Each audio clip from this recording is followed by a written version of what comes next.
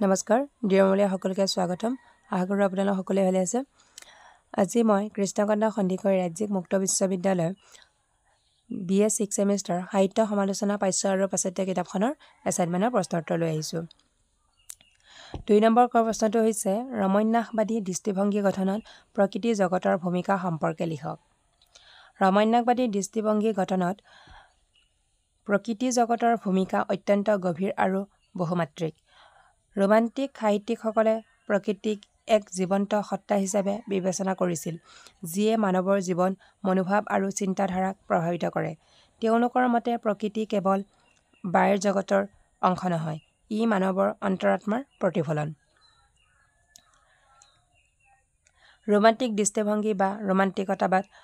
18শ শতিকাৰ অন্তিম আৰু 19শ শতিকাৰ আৰম্ভণিত ইউৰোপত উদ্ভৱ হোৱা এটা সাহিত্যিক দাৰ্শনিক ধাৰা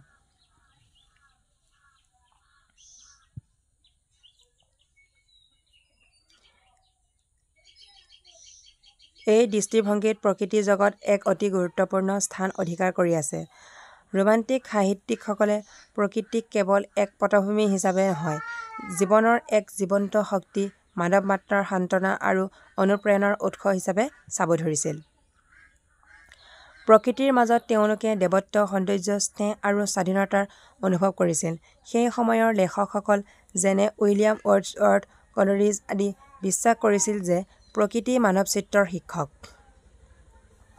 প্ৰকৃতিৰ সৈতে একত্মতা মানৱৰ আধ্যাত্মিক জাগৰণৰ পথ তেওঁলোকে যান্ত্ৰিক সভ্যতাৰ কোলাহলৰ পৰা আঁতৰি প্ৰকৃতিৰ শান্ত নিৰ্ভেজাল ৰূপৰ সৈতে সংযোগ স্থাপন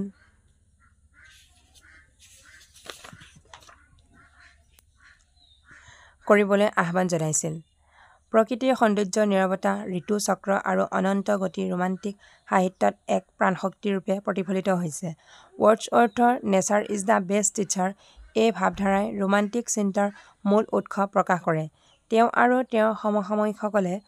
বিশ্বাস কৰিছিল যে প্ৰকৃতিৰ জগতত থাকিলে মানৱ আত্মা পবিত্ৰ আৰু উদ্দীপ্ত হয় যান্ত্ৰিক সভ্যতাৰ নিসাৰতাৰ বিপৰীতে তেওঁলোকে প্ৰকৃতিৰ মৌলিকতা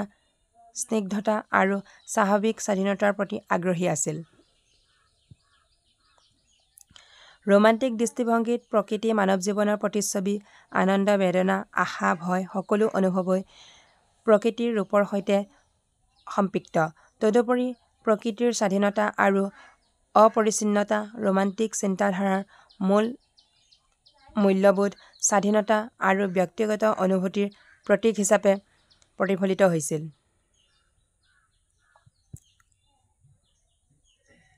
ৰোমান্টিক কবিতাত প্ৰকৃতিৰ বৰ্ণনা কেৱল চিত্ৰময় নহয় ই এক অনুভৱজনিত সত্য নদী পাহাৰ ফুল গছপুলি আকাশ এই সকলোবোৰৰ মাজত কবিয়ে নিজৰ অনুভূতি আৰু চিন্তা প্ৰকাশ কৰিছে প্ৰকৃতি তেওঁলোকৰ প্ৰেম বেদনা আশা নিৰাশা সকলোতে এক সহচৰ হিচাপে অৱতীৰ্ণ সেয়ে কোৱা যায় প্ৰকৃতি নহলে ৰোমান্টিক দৃষ্টিভংগীৰ গঠন সম্ভৱ নহলহেঁতেন